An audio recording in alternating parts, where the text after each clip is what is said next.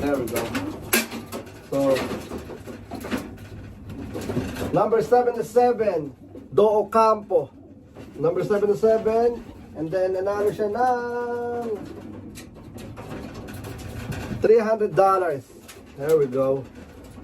Hen. Blue check. Grabe, napakagandang ibon. Yep. And then, congratulations to Do Ocampo. Nanalo rin siya sa sa California Classic. There we go. Hen. Then may mga available na rin yan. Ayaw lang niya magbenta. Sabi niya, kikip na niya mga available niya. Yeah. Kaya kung sa inyo, kung kukuha kayo ng mga ibon sa mga low-key na Pilipino na nananalo sa mga one low price. Okay, sunod. Rate natin. Number 24, Do Ocampo ulit. Nanalo siya ulit ng $300. Yan, number 24, pang 15. Yan, ito yung last na nag-money winner sa atin. So, 1 to 15, money winner.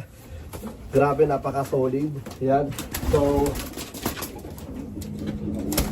yun. Ito na yung pang last money winner. Nakadalawa si Do Ocampo, so total niya 600 din. Tapos si, RCM, ganun din. 900 naman kay RCM. Tapos ito kay Tornapo. So, shoutout sa inyo ng mga nag-money winner. Ito na yung last na nag-money winner. Yep.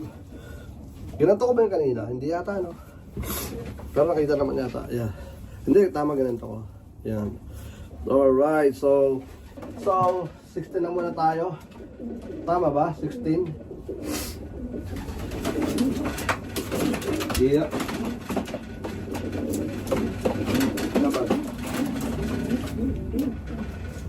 Yun. 15. Do Ocampo ulit. Grabe. Tignan nyo naman sa mga ibon niya. Ayan. Grabe, oh. So, ito naman nakakuha lang ito ng pre-purge. Ayan. Tapos, good luck sa mo, sa final race mo, sa sa dito, sa California Classic. Ayan. And then, maraming salamat sa palagi suporta. Ito ay hen. I think tatlong hen yung nanalo mo, Yan, oh.